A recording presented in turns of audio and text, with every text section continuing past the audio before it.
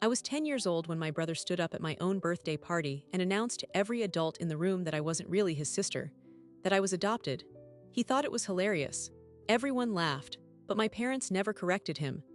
30 years later, a simple DNA test proved that my brother was right, just not about the adoption. The truth it uncovered was something far stranger, something that made me question every story I had ever been told. I am now in my early 40s, and that birthday party still plays in my mind like a scene I can't escape. My brother's voice, the laughter, the way my mother looked away. For 30 years I told myself he was just being cruel. But last year, a routine DNA test for a health screening lit up with results that made no sense. It showed I was biologically related to my mother, but the father on the certificate wasn't mine. The real secret wasn't adoption. It was something far more hidden. And the person who knew it all along had been sitting across from me at every single dinner table of my childhood. That birthday party, my 10th, I remember the cake was store-bought because my mother had been too busy at work to bake. My brother, Ethan, 8 years old and already confident in a way I never was, stood up on his chair and said to the room, loud enough for everyone to hear, "She's not really my sister, she was adopted." The adults laughed, my mother laughed. She put her hand on his shoulder and said, "Ethan, don't be silly." But she never said I wasn't adopted. She never corrected him. She never looked at me. That moment became the blueprint for my entire childhood. Families don't need to scream to wound you. They just need to leave one question unanswered long enough for it to grow roots. The year after that party, I started asking my parents where I came from. My mother would brush it off with the same line every time. "You're our daughter, that's all you need to know." And then she'd change the subject to something Ethan had done at school, as if my origin story was too embarrassing to discuss. My father was easier to push. He gave me the kind of answers a tired man gives when he doesn't want to lie but also doesn't want a conversation. He said I was born at St. Joseph's Hospital in the same city we lived in. He said my mother had a long labor but everything was fine.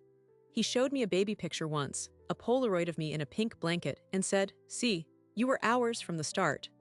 But his eyes didn't hold mine when he said it. As I got older, the pattern became clearer. Ethan was the golden child. He got away with things I never could. When I broke a vase at age 12, I was grounded for a month. When Ethan crashed the car at 17, my father helped him with the insurance claim and told him it was a learning experience. My mother's affection was always conditional on how useful I was to her image. If I won a spelling bee, she bragged about it at work but never asked me about the words I had spelled. If Ethan made the varsity team, she took him out for expensive dinners and invited his friends along. But the clearest signal came every time the topic of inheritance or family history came up. My mother would steer away from anything biological. When we visited my grandmother, she made sure I was never alone with the old woman long enough to hear the stories that got told after dinner. I thought it was just her control issues. I was wrong. By the time I was in my 20s, I had stopped asking. I had made peace with the idea that I was different. Some kids grow up knowing they're loved. I grew up knowing I was tolerated. I built my life on my own terms, moved to a different state, became a successful manager at a tech company, married a man who saw me clearly. I thought the past was sealed. Then last year, my husband bought me a DNA health test for my birthday, just a cheek swab, mailed off in a plastic tube. I did it for curiosity, to see if I had any genetic predispositions. The results came back 3 weeks later, and they didn't just change my health outlook. They changed everything. The report showed I had a maternal match. My mother was definitely my biological mother, but the paternal side was completely empty, no matches to any known DNA relatives. I was listed as a match to 0 paternal cousins, 0 uncles, 0 anyone. The algorithm flagged it as an anomaly. I checked the fine print. The test can identify relatives down to second cousins. The fact that there was nothing meant my biological father was almost certainly not the man who raised me. I sat on that information for 2 days. I didn't tell my husband. I didn't tell anyone. I just replayed every memory of my father, Paul Mercer, the quiet man who had never once said I was his, never once denied that I might not be. He had always been kind in his way, but distant. Now I understood why. He had known. When I finally called my mother, she didn't sound surprised. She sounded tired. I asked her point blank, "Is Paul my biological father?" There was a long silence on the line. Then she said, "We need to talk in person." She didn't say no, she didn't say yes. She said, "We need to talk." I flew home that weekend. I had not been in my childhood house in over 5 years. The living room looked exactly the same floral sofa, the same china cabinet, the same smell of potpourri. My mother sat me down at the kitchen table. She poured herself a glass of wine. She looked older than I remembered, but her eyes had the same defensive hardness. And then she said the words that unlocked 30 years of silence. Your father always wanted a son, but he couldn't have children at all. She stopped there, she took a long sip of her wine, and she told me that the man who raised me was not my biological father, that my mother had used a sperm donor, that it was a closed arrangement, no name, no records, nothing.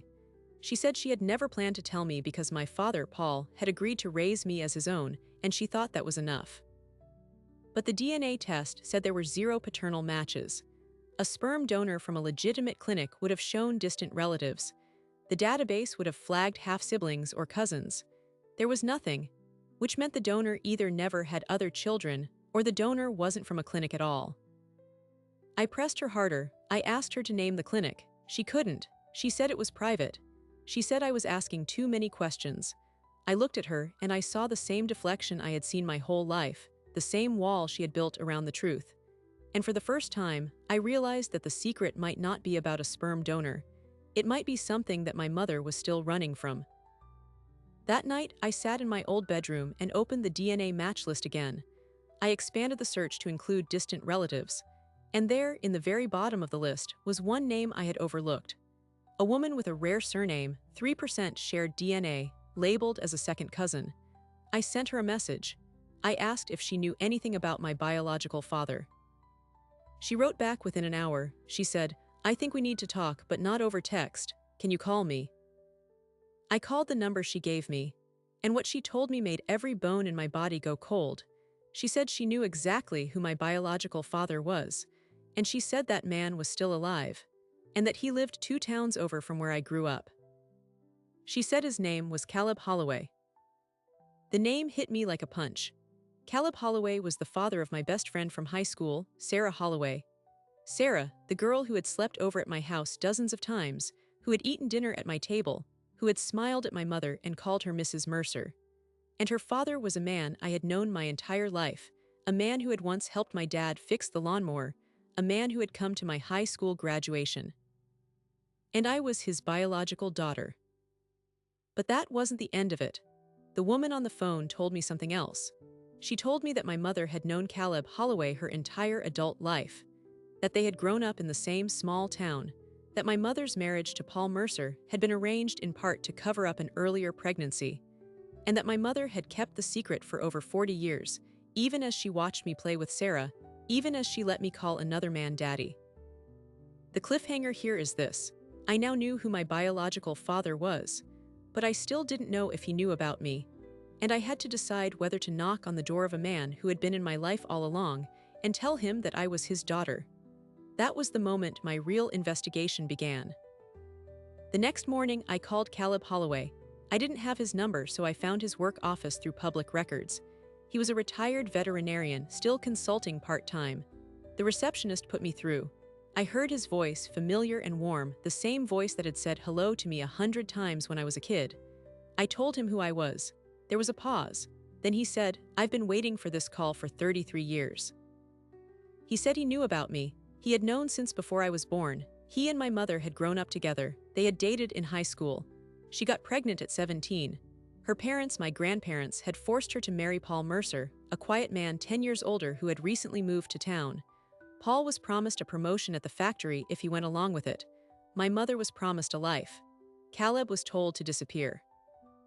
He left town shortly after I was born.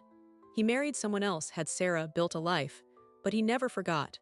He watched me from a distance, came to the occasional school event, even fixed that lawnmower just to be near. He said he had wanted to tell me so many times, but my mother had threatened him. She said if he ever spoke, she would ruin his marriage, his reputation, everything.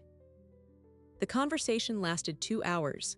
I learned that my entire childhood was built on a deal made between 3 people who never asked me what I wanted. My mother had spent 40 years policing the truth. My father, Paul, had traded his own chance at fatherhood for stability. And Caleb had been exiled from his own daughter's life. I drove straight to my mother's house that same evening. I didn't call ahead. I walked in through the back door, the same door I had used as a teenager to sneak in past curfew. She was sitting in the kitchen, reading a book. She looked up, she knew. I told her everything. I told her that I had spoken to Caleb, that I knew about the arrangement, about the deal. She started crying, but it wasn't the cathartic kind of crying. It was defensive, angry crying. She said I had no right to dig into the past. She said she had done what was best for me. She said that if I told anyone, it would destroy the family. I asked her what family she meant. The family that had let my brother humiliate me at my own birthday party. The family that had treated me like an outsider for 3 decades. The family that had lied to me every single day. She had no answer. I left that house, knowing I would never be back. In the weeks that followed, I found an online support group for people who had discovered non-paternity events. There were thousands of us. People who had mailed off a spit sample and watched their identity crack open. I read stories about women who found out their father was a sperm donor, about men who discovered their dad was not their biological father, about adoptees who finally found biological matches. I felt less alone. But I also felt the weight of a pattern. The people who kept these secrets were almost always the ones who stood to lose the most if the truth came out. Then my brother Ethan reached out. He had heard from my mother that I was going through something. He wanted to talk. I agreed to meet him at a diner in our hometown. He looked older, softer. He was married now, with a daughter of his own. He sat down and said, "I need to tell you something I should have told you 20 years ago." He admitted that the birthday party taunt was not just a cruel joke. He had heard my mother whispering on the phone to someone when he was 6 years old. He heard her say, "She's not Paul's, and if anyone finds out, it will ruin everything." He didn't understand the words fully, but he understood that there was a secret. He used it to hurt me because he was a kid, and kids are cruel, but he had carried that guilt ever since. I looked at my brother, the golden child, the one who had always seemed to have everything, and I realized that he had been carrying a wound too. He had known there was something wrong in our family, but he had never been brave enough to confront it. And that was his tragedy, not mine. But the not asking was the real betrayal. The not asking meant he let me carry the weight alone. That conversation changed something between us. Not forgiveness, not yet, but understanding. He knew now, and knowing meant he could no longer pretend. But the hardest conversation was still ahead. I had to tell Sarah, my best friend, that we were half-sisters. I had to tell her that the man she called Dad was also my biological father. I had to tell her that our lives, which had seemed so separate, were actually tangled in a knot that had been tied before either of us was born. I called her. She already knew something was wrong because her father had been acting strange. He had told her he needed to tell her something important. She asked me if I knew what it was. I said yes, but I wanted to tell her in person. We met at a coffee shop near where we grew up. She looked nervous. I didn't know how to start. I just said, "The DNA test I took showed that your father is my biological father." She stared at me for a long time. Then she said, "I think I knew. I think I always knew there was something between them." She didn't mean between me and her. She meant between Caleb and my mother. She had seen him look at old photos, had heard him mention my mother's name with a strange hesitation. She had wondered. We both started crying. The friendship we had built as kids was now something else, something deeper and more complicated. We were sisters, and that meant our parents' secrets had become our story to carry. But there was a third person I still had to face. Paul Mercer, the man who had raised me, the man I had called Dad my entire life. He had never said a word. He had never tried to make me feel less than his own, but he had also never told me the truth. I went to see him at his retirement home. He was in his late 70s now, frail, quiet. I sat down across from him. He knew why I had come. He said, "I always knew I wasn't your father, but you were my daughter. And I was afraid that if you found out, you would stop being my daughter." I told him that DNA doesn't change who raised me, that he was my father in every way that mattered, that the betrayal wasn't the biology. It was the silence. It was being left in the dark for 30 years. He started to cry. He said he had made a mistake. He said he should have told me when I was a teenager. He said he was sorry. I believed him, but the damage was done. The investigation had revealed the truth, but the truth did not come with a map for what to do next. I now had two fathers, one by blood, one by love. I had a half-sister who had been my friend my whole life, and I had a mother who had spent 4 decades protecting a story that was never true. And then came the final piece, the one that changed everything I thought I understood about my own origin. It arrived in the form of a certified letter postmarked from a town I had never heard of. Inside was a photograph, yellowed and frayed. It showed a young woman holding a baby. The woman was my mother. The baby was me. And standing next to her with his hand on her shoulder was a man I had never seen before. He was not Paul Mercer. He was not Caleb Holloway. He was someone else entirely. On the back of the photograph, written in my grandmother's handwriting, was a name, a date, and 3 words: the real father. I stayed in that room for hours, holding the photograph, trying to make sense of it. My mother had told me 2 stories. The first was that Paul was my father. The second was that Caleb was my father, but neither of them was true. The real story was still buried, and the one person who could tell it had been dead for 15 years. That was the moment I realized that my entire investigation had only scratched the surface.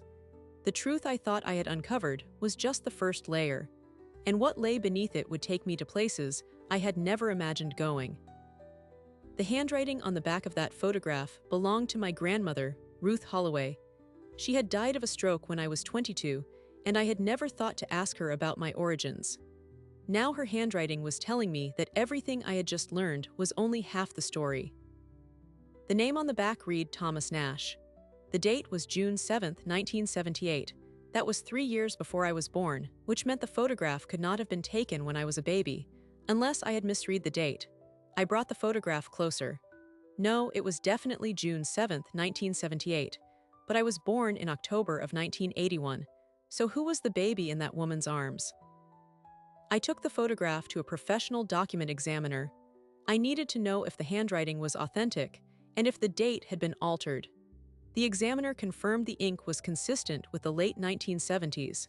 The handwriting was my grandmother's, matched against samples from old letters I had found in a box, and the date had not been tampered with. That meant the baby in the photograph was not me. It was someone else, and the woman holding that baby was my mother, but she looked younger than I had ever seen her. She looked barely out of her teens. I called my mother. She did not answer. I drove to her house. She was packing boxes. She told me she was moving to Florida to be near her sister. I confronted her with the photograph. She looked at it and went pale. She said, "Where did you find that?" I told her. She sat down slowly, as if the air had been knocked out of her. She said the baby in the picture was not me. It was her first child, a boy. She had given birth to Thomas Nash Jr. at 17 years old. The father was Thomas Nash Sr., a man she had met at a county fair. He had left town before the baby was born. She gave the baby up for adoption. Her parents, my grandparents, had arranged the entire thing in secret. No one ever spoke of it. She said that after giving up that baby, she had tried to move on. But she met Caleb Holloway a year later, got pregnant with me, and the same pattern almost repeated. But Paul Mercer had stepped in, offered marriage, offered a life, and she had accepted because she was terrified of losing another child. I asked her why she never told me about the first baby. She said she had buried that part of her life so deep that she had convinced herself it never happened. She said she had never told anyone, not even Caleb. She said she had spent 40 years running from 2 secrets, not one. But the photograph raised another question. The handwriting on the back said the real father. That referred to the man standing next to her, Thomas Nash. But Thomas Nash was not my father. He was the father of the baby she gave away, which meant the photograph was a clue, not about me, but about my mother's hidden first child. And that child was still out there, a half-brother I had never known existed. I had spent weeks investigating my own origin. Now I had to find a brother I did not know I had. I hired a private investigator who specialized in adoption reunions. He traced Thomas Nash Jr. through state adoption records. The records were sealed, but he found a workaround through the DNA database. He uploaded my mother's DNA sample, which I had obtained without her knowledge, to a public genealogy site. Within a week, a match appeared. A man named Michael Cross, age 44, living in Ohio. He had also uploaded his DNA. The system showed he was my mother's son. I contacted Michael through an anonymous message. I told him I was looking for a half-brother. I sent him the photograph. He wrote back within 24 hours. He said he had known he was adopted since he was 12. He had tried to find his birth mother twice, but hit dead ends. He had never seen a photograph of her. He asked to meet. We arranged to meet in a neutral city, Chicago, halfway between us. I flew there on a Friday evening. I was nervous in a way I had not been since the DNA results first arrived. I was about to meet a brother I had never known existed, a brother my mother had erased from her entire life. He was waiting in the hotel lobby. He looked like my mother, same eyes, same jawline. He was tall, broad-shouldered, with a quiet intensity. We hugged, we talked for hours. He told me about his adoptive parents, good people who had raised him with love. He had no anger about the adoption. He just wanted to know where he came from. I told him about my own discovery, about Caleb, about Paul. I showed him the photograph. He studied it for a long time. Then he said, "I think I know who Thomas Nash Sr. is. He was a carnival worker." I found a newspaper clipping in the county archives about a man named Thomas Nash who died in a fire in 1982. He had no family. The article said he was survived by a daughter he never knew. He pulled out his phone and showed me the clipping. It was from a small-town newspaper. The article mentioned that Thomas Nash had worked at a traveling carnival. He had been killed in a trailer fire. The article said he had no known next of kin. But the article also said he had a daughter he never knew. That daughter could only be my mother, which meant my grandmother's note had been wrong. She had called him the real father of the baby, but the article said he had never known about the baby at all. And if he had never known, then who had written that note? And why had she called him the real father of a child that was not mine, but my brother's? I re-examined the photograph. The baby in the arms of my young mother was clearly an infant. But the date, June 7, 1978, was 3 years before I was born. That meant the baby was Michael. But Michael had just told me that his adoption records listed his birth date as February 12, 1979. The photograph was dated June 7, 1978. The baby could not be Michael. The timeline had just broken apart again. I looked at my brother, the man I had just met, the man who shared my mother's eyes, and I realized that the woman in the photograph, my mother, was holding a child that was born before either of us. A child that came before Michael, before me, a firstborn that had never been mentioned in any record. My grandmother's note said the real father of that child was Thomas Nash. But that child, if it existed, would now be in its mid-40s. And it was not Michael, which meant there was yet another sibling out there, the first child, the one who had been born and then disappeared. I stared at the photograph. The baby's face was partly obscured by a blanket. I had never looked closely before. Now I zoomed in on the tiny face, the curve of the nose, the shape of the eyes, and I felt the ground shift beneath my feet. That baby had the same nose as my brother Ethan, the same nose as my mother, the same nose as me. I called my brother Ethan. I told him everything. I told him about the photograph, about the date, about the possibility of a third sibling. He was silent for a long time. Then he said, "I think I know who that baby is." He said that when he was growing up, he used to hear a story about an aunt, a sister of my mother who had died young, but he had never seen a photograph of her. He had asked my mother once, and she had changed the subject. He had assumed it was just a relative too painful to discuss.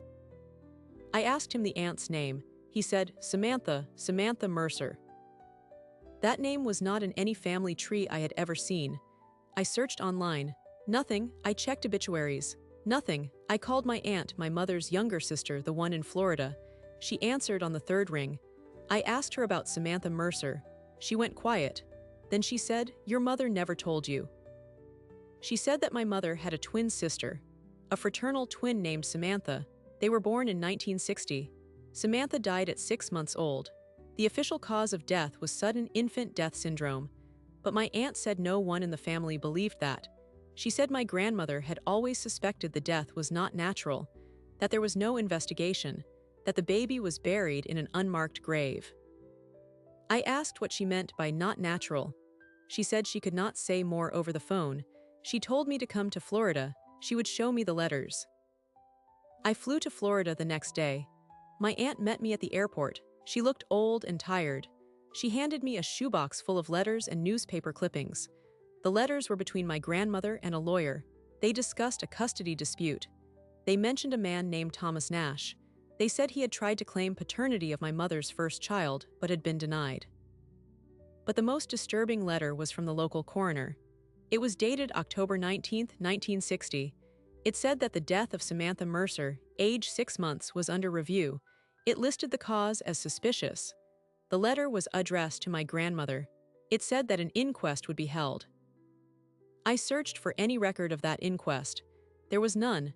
The case had been closed without explanation. I now had pieces of a puzzle that did not fit together. A baby who died suspiciously. A photograph of my mother holding a baby that may not have been me or Michael. A grandmother who wrote a cryptic note.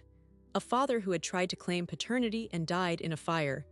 A family that had spent decades burying truths. And at the center of it all was my mother, who had spent her entire life running from the past. The question was no longer just who my father was. The question was what had happened to Samantha Mercer, and whether the secret my mother had been protecting was not about me, but about a death. That was the moment I understood that the DNA test had not just revealed a biological truth. It had opened a door to a crime, and I was now standing on the other side of it, staring into a darkness that had been locked away for over 60 years. I spent 3 days in Florida going through every letter in that shoebox. My aunt, my mother's younger sister, had kept the correspondence for over 60 years, waiting for someone to ask. The letters painted a picture I was not prepared to see. My grandmother had suspected foul play from the beginning. The coroner's letter mentioned bruises on the infant's neck. The official report called it sudden infant death syndrome, but the coroner had noted that the bruising was inconsistent with that diagnosis. He had requested an inquest. That inquest never happened. The case was closed. The coroner died in a car accident 3 weeks later. My grandmother wrote letter after letter to the county prosecutor, to the state attorney general, to anyone who would listen. Each letter was answered with silence or polite dismissal. She eventually stopped writing, but she kept the letters. And she wrote that note on the photograph, the real father, as a clue. She wanted someone to find it. She wanted someone to ask the right questions. I returned to my hometown. I went to the county courthouse and requested the original death certificate for Samantha Mercer. The clerk told me the records from 1960 had been archived. I asked to see them. She disappeared into a back room for 40 minutes. When she returned, she said the file was missing. It had been marked as destroyed in a flood in the 70s. But she also said, quietly, that another copy might exist at the state health department. I drove to the state capitol. I filed a formal records request. The woman at the desk told me it would take 6 to 8 weeks. I gave her the date of death, the name, the county. She typed into her computer. Her face changed. She said, "This record was requested 3 times in the past 10 years. Each request was denied." She asked if I had legal standing. I said I was a family member. She made a phone call, then she led me to a back office. A man in a suit introduced himself as the department's legal counsel. He asked why I wanted the file. I told him I believed my aunt's death was not natural. He looked at me for a long moment. Then he said, "Off the record, if I were you, I would drop this." He said the case had been reviewed internally. There were irregularities, but the statute of limitations had passed, and the people involved were either dead or elderly. He said there was nothing to be gained. I asked him what irregularities. He hesitated. Then he said the death certificate listed the cause as SIDS, but the attending physician had signed it under protest. The physician's name was Dr. Harold Cross. He had died in 1985. His files had been donated to a medical school archive. He suggested I look there. I spent the next week in the basement of a university library, going through boxes of Dr. Cross's old patient records. I found nothing about Samantha Mercer, but I found a personal journal. In it, Dr. Cross had written about a case that haunted him, an infant with bruising on the neck. The mother claimed the baby had rolled off a bed. The grandmother insisted it was something else. Dr. Cross wrote that he believed the injuries were consistent with manual strangulation. But he had been pressured by the family, by the county prosecutor, to sign the SIDS certificate. He wrote, "I have been a coward, I should have refused." The journal entry was dated November 15, 1960, 1 month after Samantha's death. I now had a credible suspicion that my aunt had been killed, but by whom? The mother, my grandmother, that seemed impossible from the letters. The father, Samantha's father, was my grandfather, a man I barely remembered. He had died when I was 5, but my aunt had told me something else. She said my grandmother and grandfather had a violent marriage. that my grandmother had tried to leave him several times, that he had a temper. I called my aunt. I asked her directly, "Did your father kill Samantha?" She was silent for a long time. Then she said, "I don't know, but I remember the night she died. There was shouting, then silence." The next morning, my mother told me that Samantha had gone to heaven. She never cried. She looked relieved. That sentence broke something in me. My grandmother had spent decades trying to investigate the death, but she had also looked relieved when it happened, which meant she knew who did it, and she had protected that person. I went back to the letters.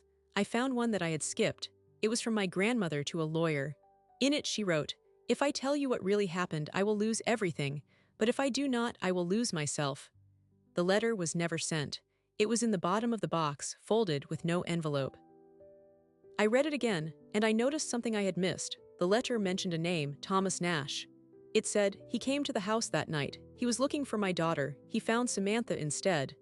The implication was devastating. Thomas Nash, the carnival worker, had come to the house looking for my mother. He had found Samantha alone, and something had happened.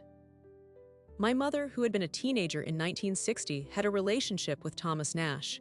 He had fathered the first baby, Thomas Jr., but that baby was adopted. My mother had never told me the full story.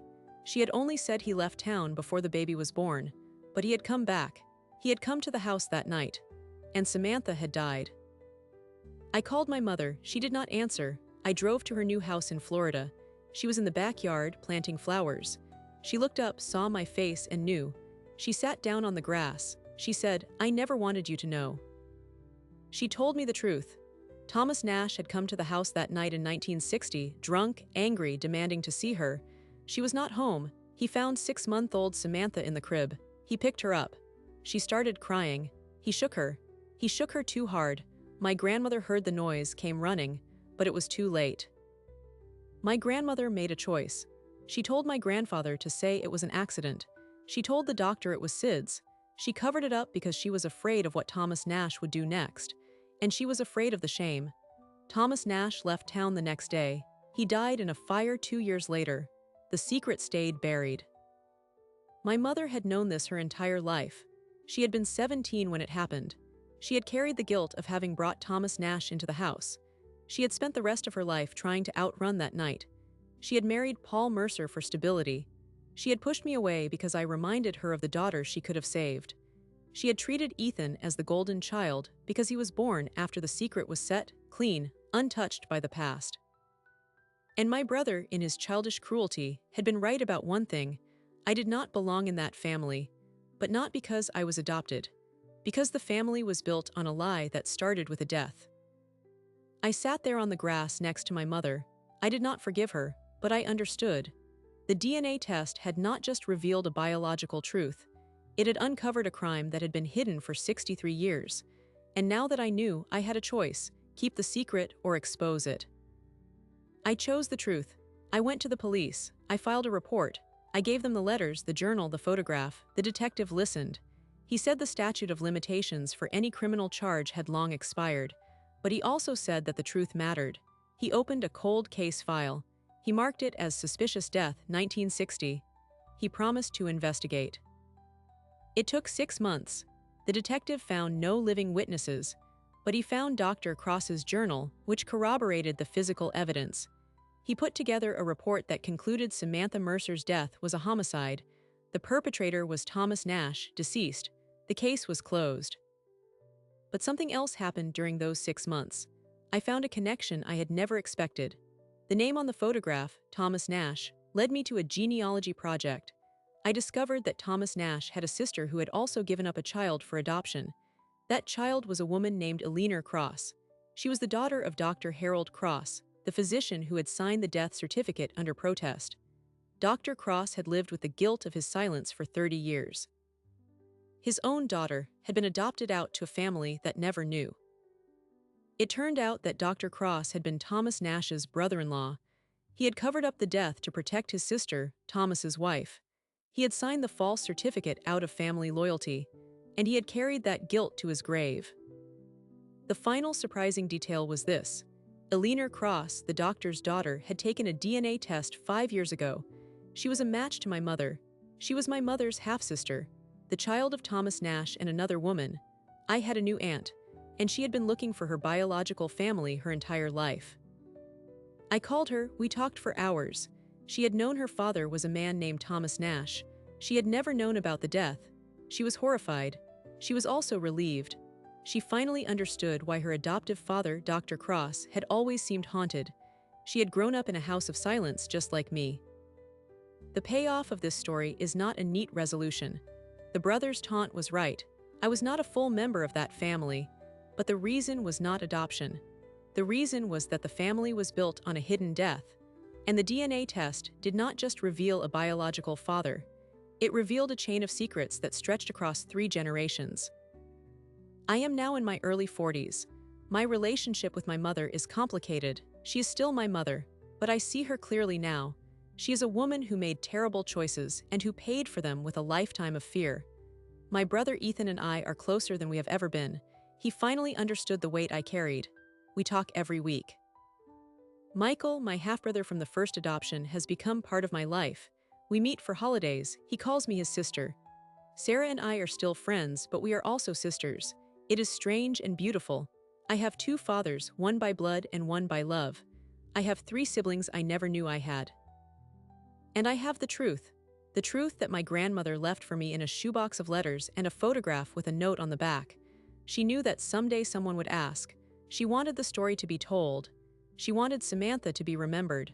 She wanted justice, even if it came too late. I am still processing all of it. But I know this. The secret that was meant to destroy me ended up setting me free. And the joke my brother made at my 10th birthday party turned out to be the first crack in a wall that took 30 years to break down completely. That wall is now gone. And on the other side, I found not just my real father, but the truth about a little girl who had been forgotten for 63 years. Her name was Samantha. She was my aunt. And now, at last, someone remembers her. Samantha Mercer lived for 6 months. She died in 1960, and for 63 years, no one spoke her name aloud. That is what silence does. It does not erase the past. It just hides it until someone brave enough comes along to pull it into the light. I did not ask for this investigation. I mailed off a cheek swab because I was curious about my health. I did not know I was opening a door to a crime, to a brother I never knew, to a family built on a hidden death. But once the door was open, I could not close it. And I would not want to. Because the truth, no matter how painful, is cleaner than a lie you have to carry every day. My mother still lives in Florida. We talk now, but not the way we used to. She is not the same woman who called me to ask me to stay quiet at that dinner. She has aged. She has softened. She has finally, after 6 decades, started to grieve the sister she lost. I do not know if I have forgiven her, but I have stopped needing an apology. Sometimes understanding is enough. My brother Ethan calls me every Sunday. He tells me about his daughter, about his work, about the small things. He still carries guilt for that birthday party, but I have told him more than once that he was just a child. The real weight belongs to the adults who chose silence. He is learning to let it go. So am I. Michael, my half-brother from the adoption, came to visit last Thanksgiving. He brought his wife and 2 kids. We sat around a table that held more family than I had ever known. Sarah was there too, my best friend and now my half-sister. We laughed. We cried. We took a photograph. And in that photograph, I saw something I had never seen in any family picture before, people who were not hiding. That photograph sits on my desk now. I look at it often, not because it is perfect, but because it is honest. And honesty, I have learned, is the rarest gift a family can offer. Here is what I want you to take from my story. Not all secrets are kept out of malice. Some are kept out of fear, out of shame, out of a desperate desire to protect. But silence has a cost, and that cost is paid by the people who come after. The children who grow up feeling like outsiders. The siblings who are told without words that they do not belong. The ones who have to piece together their own origin story from fragments left behind. If you have ever felt that something in your family did not add up, if you have ever heard a name that was never explained, if you have ever wondered why a certain question was never answered, you might not be wrong. Trust your instinct. The truth can wait a long time, but it does not disappear. As for me, I am still learning who I am. I am the daughter of Paul Mercer and Caleb Holloway. I am the niece of Samantha Mercer. I am the sister of Ethan, Michael, and Sarah. I am the woman who walked away from a dinner table and never looked back. And I am the one who finally remembered. If this story has stayed with you, if it made you think about the secrets in your own life, consider subscribing, because the truth deserves to be told, and you never know when your own story will find the light. Thank you for listening.